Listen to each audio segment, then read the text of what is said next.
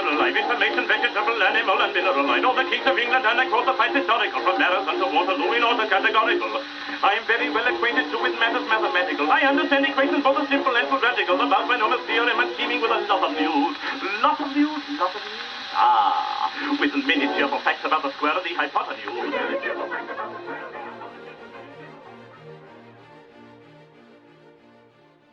Apparently, the time between Christmas and New Year's, from December 26 to the afternoon of December 31, is called Twixmas, or Dead Week, or Feral Week. I didn't know until late 2024 that this quasi-holiday had a name, let alone a Google-searchable, semi-stable set of shared celebratory rituals, at least among white-collar workers. Even ChatGPT knew more about the tradition of Crimbo Limbo, another name for it, that I have been unknowingly carrying on for the past 25 years, preaching that this is a time to binge-watch shows or self-pamper, or catch up on hobbies, or even to just spend your days unsure of how to occupy your time. If online articles are to be believed, it would seem then that I, along with many others, have been offering up non-sacrifices to, and singing the hymns of Twixmas for decades, without knowing what we're doing. A mindless annual repetition of moves disconnected from meaning. That is the very heart of any set of activities that would dare call itself a holiday tradition.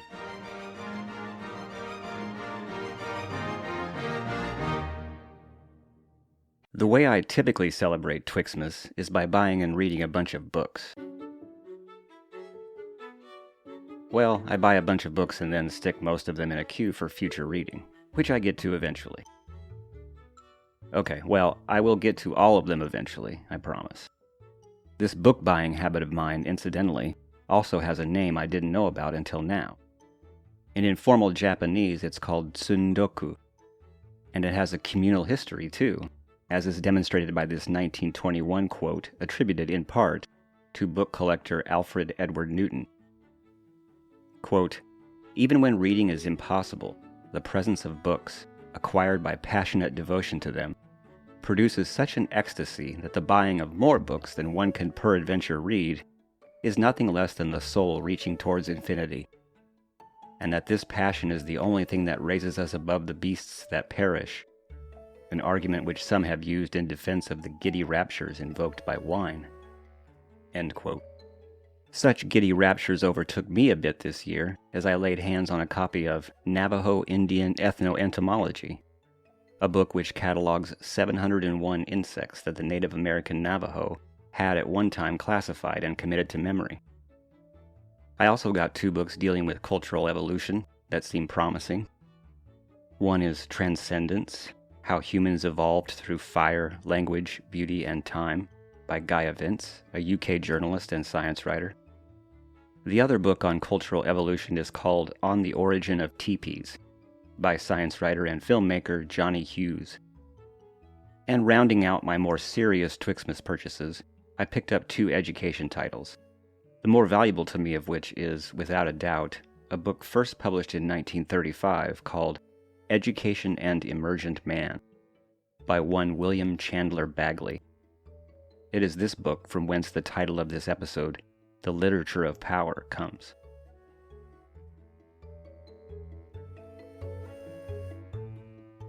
The main reason Bagley interested me is that you've likely never heard of him. While it's probably true to say that a randomly selected American would not know who John Dewey is, it is also almost certainly true to say that John Dewey is much more widely known today than William Bagley. Though both men were active at around the same time, both were known educators and authors with advanced degrees, and both worked in the Midwest and on the East Coast. Dewey was a much more prolific author than Bagley, writing more than 4 times as many books and around 5 times as many articles and essays, which may contribute to his wider recognition. But Dewey's relative popularity compared with Bagley's is not best explained by simply comparing the written output of the 2 men. Google's Ngram dataset tells us that in 1935, a year after the publication of Bagley's Education and Emergent Man, John Dewey's name was 116 times more likely to pass in front of a reader's eyes than Bagley's name. In 2022, it was 625 times more likely. And although not as sharply, this difference in coverage between Bagley and Dewey no doubt applies to courses taught at the 1,600 or so colleges of education across the United States as well. The real reason, I suspect, for Bagley's unpopularity relative to Dewey's is that Bagley was much more sympathetic to traditionalist ideas. He and a few similarly unknown contemporaries, like Isaac Candell, Charles Judd, and Robert Ulick, critiqued Dewey's progressive instructional orientation, especially those ideas that prioritized individualism over intellectual rigor, and argued instead for the importance of essential foundational knowledge, teacher-led instruction, structured curricula and disciplined classrooms, and a more scientific approach to teaching and learning issues. To most Americans, then and now, these ideas belonged to the dull and stifling literature of knowledge, rather than to the literature that speaks to, quote, the understanding heart, the literature of power.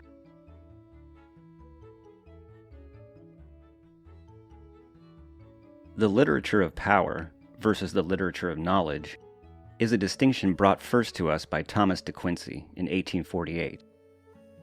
Bagley cites Matthew Arnold, who also wrote about the different literatures of knowledge and power, but Arnold came later and borrowed from the original source, De Quincey. Thomas De Quincey was an English literary critic working in the early to mid-1800s. His expounding on the literature of knowledge and the literature of power occurs as a lengthy aside, really, in an essay on the poetry of Alexander Pope. But it is worth quoting almost in full, and marveling a bit, I would say, at how these thoughts neatly capture the tension, both past and present, of Bagley v. Dewey. Quote, "There is, first, the literature of knowledge, and secondly, the literature of power. The function of the first is to teach, the function of the second is to move. The first is a rudder, the second an oar or a sail. The first speaks to the mere discursive understanding. The second speaks, ultimately, it may happen, to the higher understanding, or reason, but always through affections of pleasure and sympathy. Remotely it may travel towards an object seated in what Lord Bacon calls dry light, but proximately it does and must operate, else it ceases to be literature of power, on and through that humid light which clothes itself in the mists and glittering iris of human passions, desires, and genial emotions. Men have so little reflected on the higher functions of literature as to find it a paradox if one should describe it as a mean or subordinate purpose of books to give information. But this is a paradox only in the sense which makes it honorable to be paradoxical. Whenever we talk in ordinary language of seeking knowledge, we understand the words as connected with something of absolute novelty. But it is the grandeur of all truth which can occupy a very high place in human interests, that it is never absolutely novel to the meanest of minds. It exists eternally, by way of germ or latent principle, in the lowest as in the highest, needing to be developed, but never to be planted. To be capable of transplantation is the immediate criterion of a truth that ranges on a lower scale. Besides which, there is a rarer thing than truth, namely power, or deep sympathy with truth. What is the effect, for instance, upon society of children? By the pity, by the tenderness, and by the peculiar modes of admiration which connect themselves with the helplessness, with the innocence, and with the simplicity of children, not only are the primal affections strengthened and continually renewed, but the qualities which are dearest in the sight of heaven, the frailty, for instance, which appeals to forbearance, the innocence which symbolizes the heavenly, and the simplicity which is most alien from the worldly, are kept up in perpetual remembrance, and their ideals are continually refreshed. A purpose of the same nature is answered by the higher literature, viz., the literature of power. What do you learn from Paradise Lost? Nothing at all. What do you learn from a cookery book? Something new, something that you did not know before, in every paragraph. But would you therefore put the wretched cookery book on a higher level of estimation than the divine poem? What you owe to Milton is not any knowledge, of which a million separate items are still but a million advancing steps on the same earthly level. What you owe is power, that is, exercise and expansion to your own latent capacity of sympathy with the infinite, where every pulse and each separate influx is a step upwards, a step ascending as upon a Jacob's ladder from earth to mysterious altitudes above the earth. All the steps of knowledge, from first to last, carry you further on the same plane, but can never raise you 1 foot above your ancient level of earth, whereas the very first step in power is a flight, is an ascending movement into another element where earth is forgotten. It is in relation to these great moral capacities of man that the literature of power, as contradistinguished from that of knowledge, lives and has its field of action. It is concerned with what is highest in man, for the scriptures themselves never condescended to deal by suggestion or cooperation with the mere discursive understanding. When speaking of man and his intellectual capacity, the scriptures speak not of the understanding, but of the, quote, understanding heart, making the heart, that is, the great intuitive or non-discursive organ, to be the interchangeable formula for man in his highest state of capacity for the infinite. Tragedy, romance, fairy tale, or epopee, all alike restore to man's mind the ideals of justice, of hope, of truth, of mercy, of retribution, which else, left to the support of daily life and its realities, would languish for want of sufficient illustration. It is certain that, were it not for the literature of power, these ideals would often remain amongst us as mere arid notional forms, whereas by the creative forces of man put forth in literature, they gain a vernal life of restoration and germinate into vital activities. The commonest novel, by moving in alliance with human fears and hopes, with human instincts of wrong and right, sustains and quickens those affections. Calling them into action, it rescues them from torpor. And hence the preeminency, over all authors that merely teach, of the meanest that proves, or that teaches, if at all, indirectly by moving. The very highest work that has ever existed in the literature of knowledge is but a provisional work, a book upon trial and sufferance, and quam diu bene se gesserit, while it behaved well. Let its teaching be even partially revised, let it be but expanded, nay, even let its teaching be but placed in a better order, and instantly it is superseded. Whereas the feeblest works in the literature of power, surviving at all, survive as finished and unalterable among men. They never can transmigrate into new incarnations. To reproduce these in new forms or variations, even if in some things they should be improved, would be to plagiarize. A good steam engine is properly superseded by a better, but one lovely pastoral valley is not superseded by another, nor a statue of Praxiteles by a statue of Michelangelo. These things are separated, not by imparity, but by disparity. They are not thought of as unequal under the same standard, but as different in kind, and, if otherwise equal, as equal under a different standard. Human works of immortal beauty and works of nature, in one respect, stand on the same footing. They never absolutely repeat each other, never approach so near as not to differ, and they differ not as better and worse, or simply by more and less. They differ by undecipherable and incommunicable differences that cannot be taught by mimicries, that cannot be reflected in the mirror of copies, that cannot become ponderable in the scales of vulgar comparison.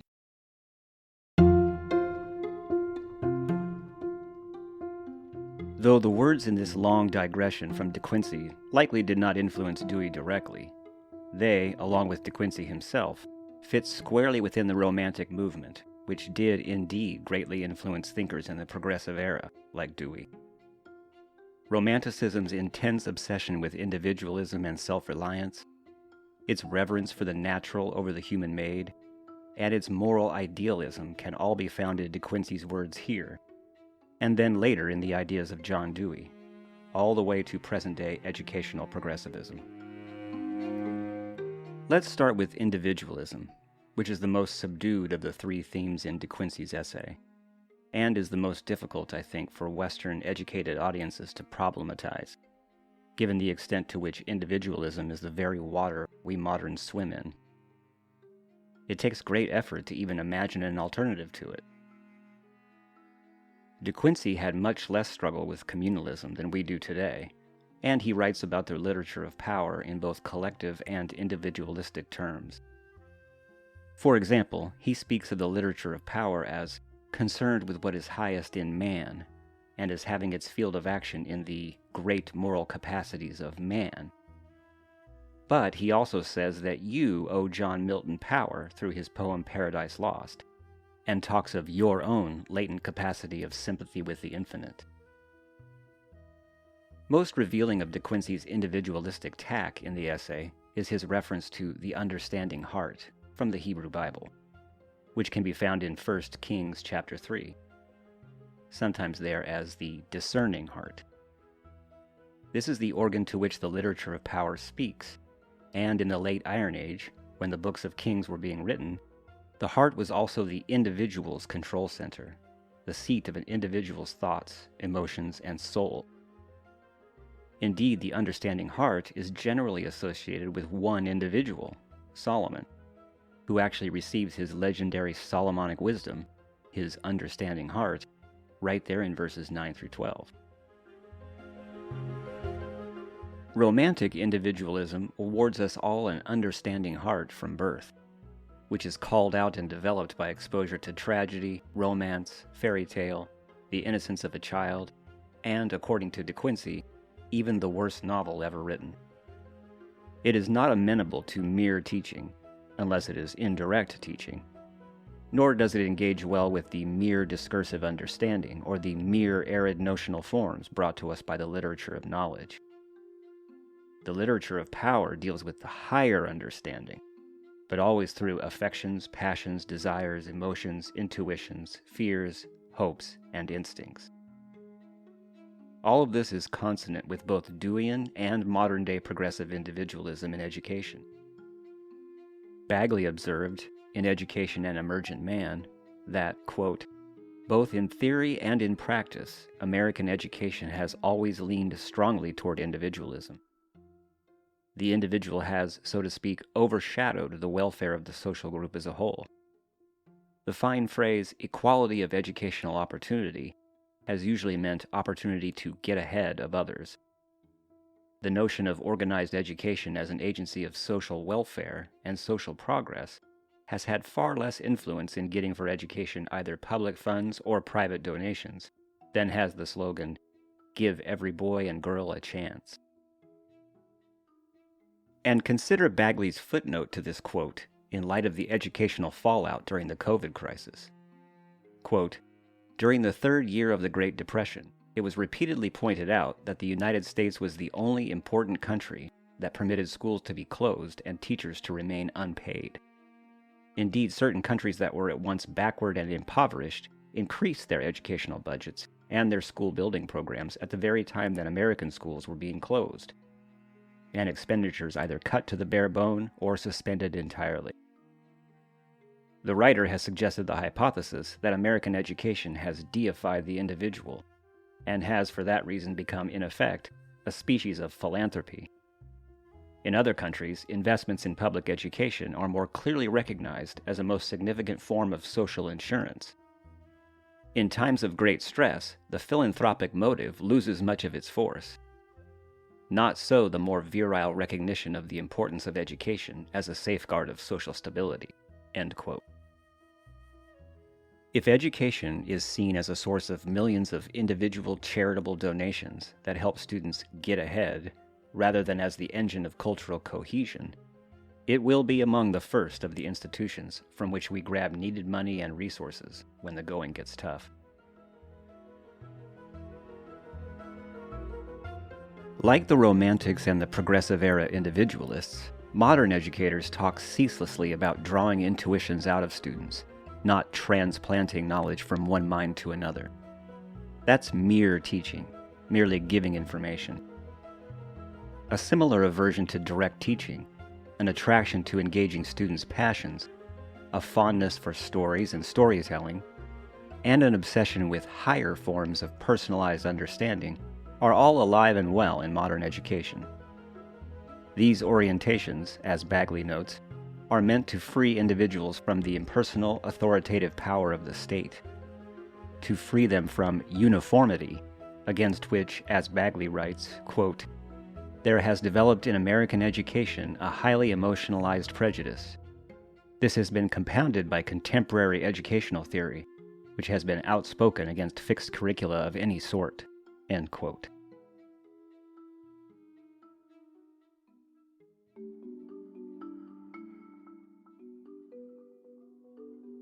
Naturalness, or what is thought to be naturalness anyway, is another romantic theme that occupies De Quincey and modern-day education.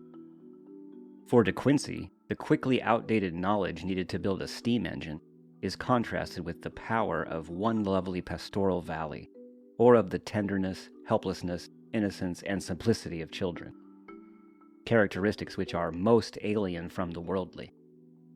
Power is paradise lost, whereas knowledge is a wretched cookbook. The literature of power, we are told, addresses itself to those seeds or germs or latent principles within all of us that must be allowed to develop naturally. A sentiment similar to one of the most retweeted quotes of all time in education. This by Plutarch, perhaps, not Yeats. "Education is not the filling of a pail, but the lighting of a fire." Bagley noted the same genuflections to naturalness almost 100 years later, in Dewey's time. Quote, "The plan is simple for progressives. Education should follow the immediately felt needs of each learner, his present interests and desires.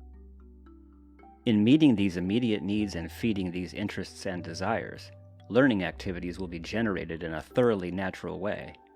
And in the course of a long series of such activities, everything may be learned which the formal schools teach so awkwardly, unnaturally, and painfully."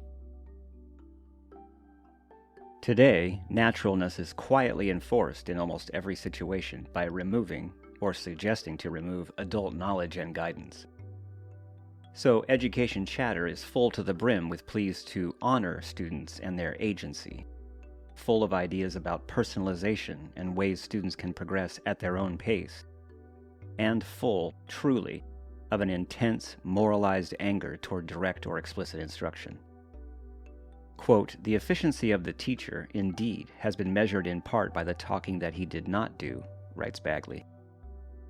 With the emphasis on projects and activities, the guidance function of the teacher became much more strongly emphasized than ever before, and the instructional functions were relegated still further into the background." End quote. Yet, because adult authority is indispensable in school, and in the classroom, and in the world, the push to remove it or soften it is often channeled into cosmetic rather than practical reforms. Thus, students sit in pods facing each other rather than in rows facing the teacher. The teacher desk is removed. Invented spellings and arithmetic are allowed to exist for a time. Explanations and corrections are simply reframed as wordy questions and discussions, and choices, with limited teacher or standards-dictated options, are offered to students around learning agendas and assignments.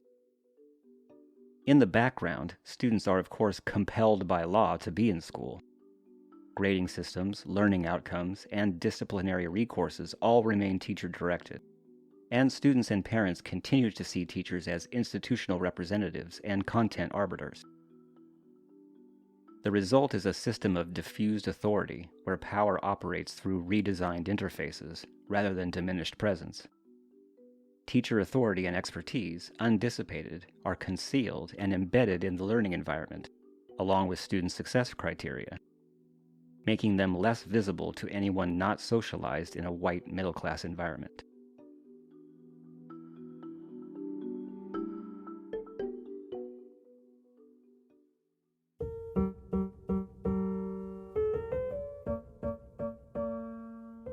These two conditions of progressive thought about education, individualism and removing or decentering adult authority, among others, are supported by a moral idealism that frames such thinking as better, higher, wiser, and grander than the alternatives.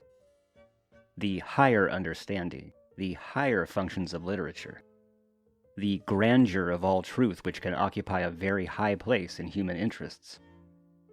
It is concerned with what is highest in man.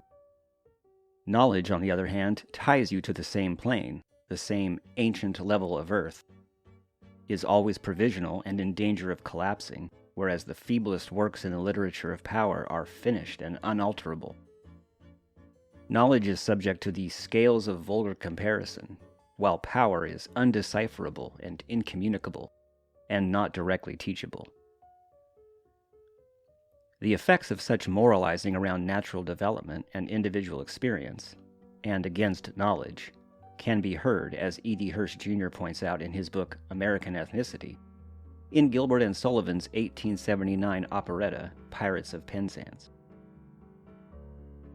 I am the very model of a modern major general. I know the kings of England, and I quote the fights historical, from Marathon to Waterloo in order categorical. I'm very well acquainted, too, with matters mathematical. I understand equations, both the simple and quadratical. About binomial theorem I am teeming with a lot of news, with many cheerful facts about the square of the hypotenuse. Hirsch writes, quote, and the song goes on through integral and differential calculus, and Aristophanes, and cuneiform. But then the song slows down, and the Major General concedes, tunelessly, that he knows nothing about modern warfare, that he can't tell a rifle from a javelin, that his military knowledge only goes up to 1800, that he knows nothing of modern gunnery, and no more of tactics than a novice in a nunnery. Gilbert could confidently depend on his audience going along with the song's attack on mere rote book learning. Towards the end of the 19th century, Gilbert wasn't simply disparaging Major General Stanley's lack of specific domain knowledge for his military craft. He was also exploiting America's celebration of real-world knowledge gained by one's own instincts and experience and efforts. As John Dewey had phrased it in the 1890s, the general was not being guided by his own instincts and powers. Instead, he only knew a lot of book learning. End quote. Hirsch might also have mentioned the 1939 film The Wizard of Oz, which touches on similar themes. The powers of the wizard to confer courage, hearts, and brains are revealed to be a sham. The supplies needed for personal growth are gained during one's individual journey and struggle. They are not taught from on high by scholarly wizards.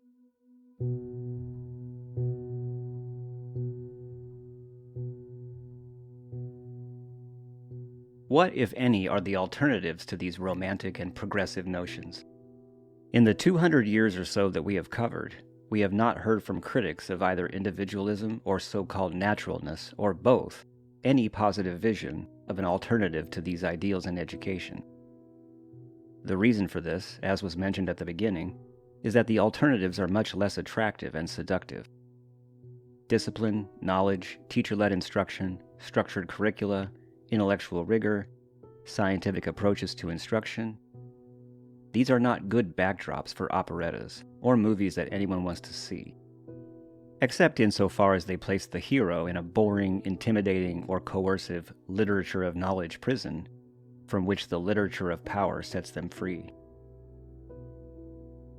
It is worth, then, sketching out a charitable picture of what traditionalists have been arguing since De Quincey, since Dewey, and even today, if only to help us better understand the romantic and progressive waters in which we swim.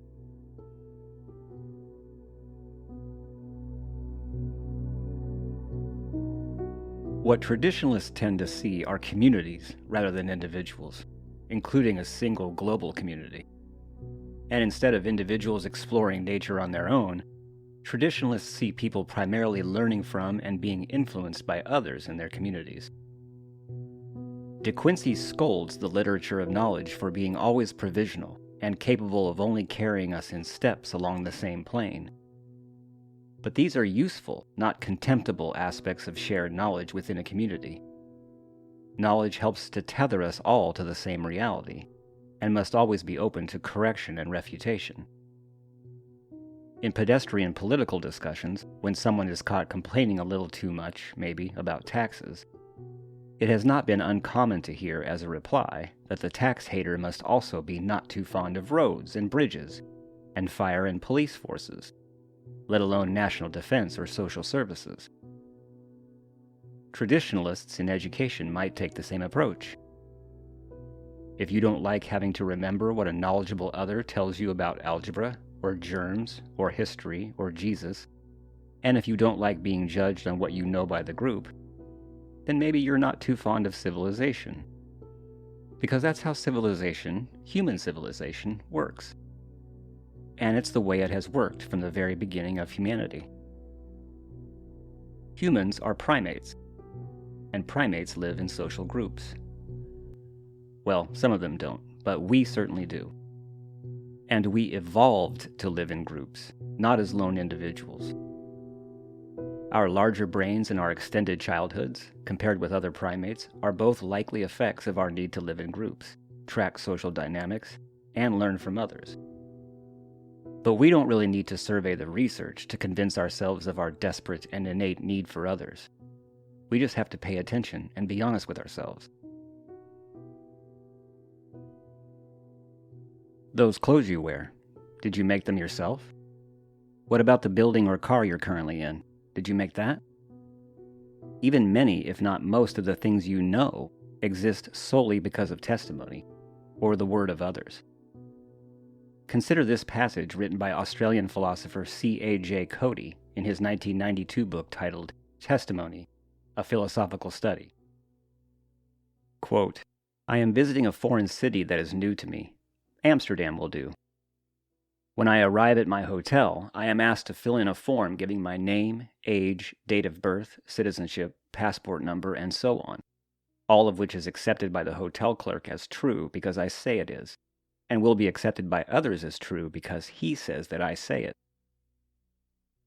More interestingly still, a good deal of the information that I give so confidently and authoritatively is accepted as true by me on the word of others. That I am so many years old, that I was born on such and such a date, that number H11200 does indeed correspond to the number the Australian passport authorities have in their files. None of these are facts of my individual observation or memory or inference from them. They are based, sometimes in a complex way, on the word of others. My first morning in Amsterdam, I wake uncertain of the time, and ring the hotel clerk to discover the hour, accepting the testimony of the voice just as I would accept the institutional testimony of a clock or watch. Being early for breakfast, I read a paperback history book I have brought with me, which contains all manner of factual claims that neither I nor the writer can support by personal observation, or memory, or by deduction from either. The deeds of a man called Napoleon Bonaparte, who was supposed to have done all manner of astonishing things more than 150 years ago, many of his exploits being performed in places neither I, nor even perhaps the author, has ever visited, and the reality of which is accepted on the word of others. Indeed, spurred to geographical thoughts, I reflect that on arriving at a strange airport a day or so earlier, I had only the air crew's word that this was Amsterdam, although since then there has been much else in the way of testimony to support their claim. Venturing forth from my hotel, I consult a map and commit myself once more to a trust in my fellow human beings, just as I do moments later when I buy a copy of The Times and read about a military coup in Spain, an election campaign in Britain, an assassination in France, and a new development in medical science." End quote.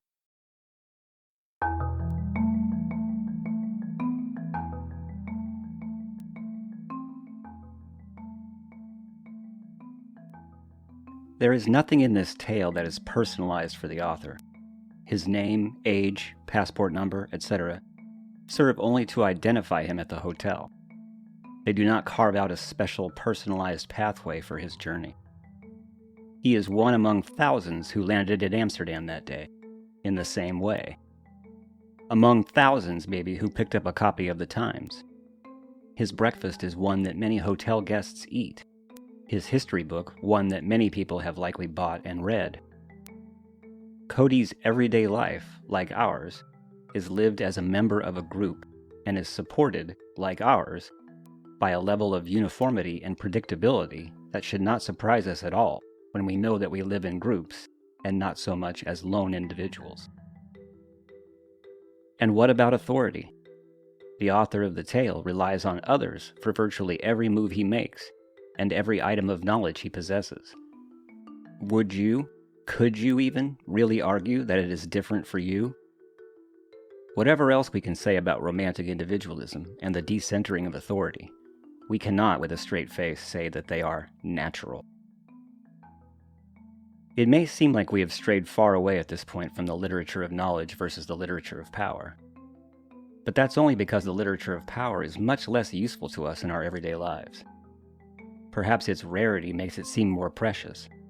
Or perhaps knowledge is less of a show-off than power, working quietly behind the scenes while power takes all the credit. Consider the Amsterdam story again, and think about all the things the author had to know to move about his day. Better yet, think about all the things you have to know to move about your day. It's likely a difficult question, because we use our knowledge almost effortlessly. It is hidden from our view, and from our appreciation. Can you even imagine what it would be like if you couldn't read? Instructions for assembling furniture when the stupid pictures are no help? Medicine and food labels? Street signs? Not to mention text messages, emails, tax forms, recipes.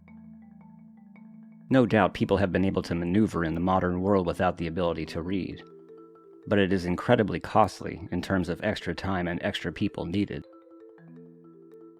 In fact, in the United States, where 21% of the population is either illiterate or functionally illiterate, low literacy costs the country north of $2 trillion a year because of reduced wages, and thus reduced tax contributions. Anytime poor literacy causes communication breakdowns in businesses or requires higher training costs. Healthcare costs due to a greater frequency of accidents and low understanding of medical instructions. Welfare costs, poorer financial choices, job shortages, and increased dropouts. All of these are tied to poor literacy. If we include other knowledge, such as basic math and numeracy, time management, problem-solving skills, and social skills, all of which are learned in whole or in part from knowledgeable others, we can see that the costs of their absence begin to soar. Knowledge and community truly underlie everything. Rather than crushing individuality and stifling autonomy, knowledge and community enable them. Indeed, the literature of power is not possible without the literature of knowledge.